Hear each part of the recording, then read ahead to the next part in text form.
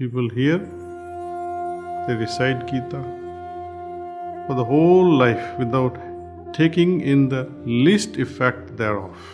The essence of Gita never touches their heart.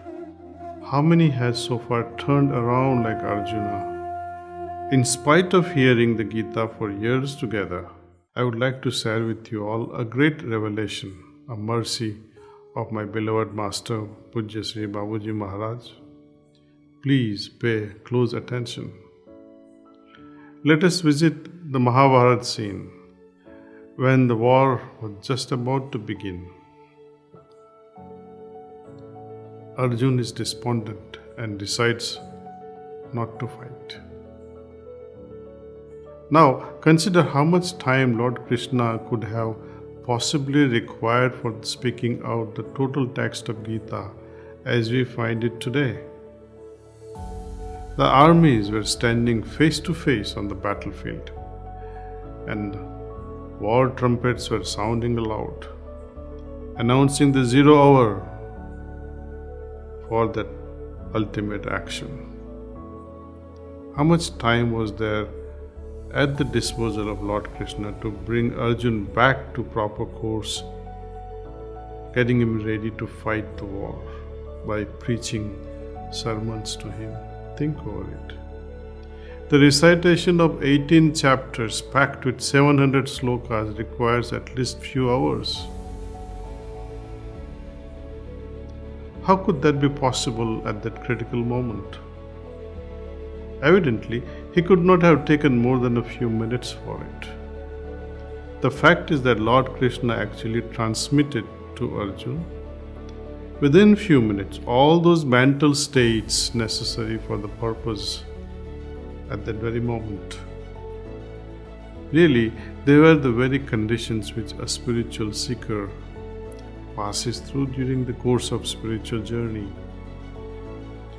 The process brought Arjuna instantly to a higher state of a feeling of spiritual consciousness and purged out the feeling of undue attachment from his heart. This can as well be possible today if a personality of that caliber is there. But as it is too commonly witnessed, people hear, they recite Gita for the whole life without taking in the least effect thereof. The essence of Gita never touches their heart. How many has so far turned around like Arjuna? In spite of hearing the Gita for years together,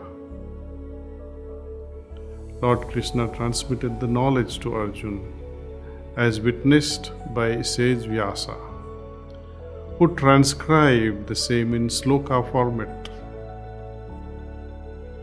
This is important to understand, that whatever transpired between Lord Krishna and Arjuna, unspoken words which were transmitted, they were transcribed in sloka format later on by sage Vyasa.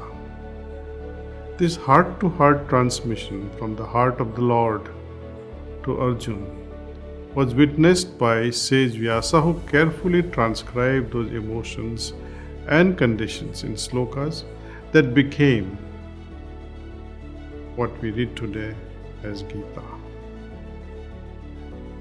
The actually recited verses were only 7.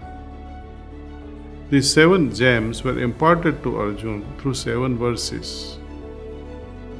The rest were added by many sages over the passage of time, besides what sage Vyasa transcribed, the heart-to-heart conversation that was between Lord and Arjuna.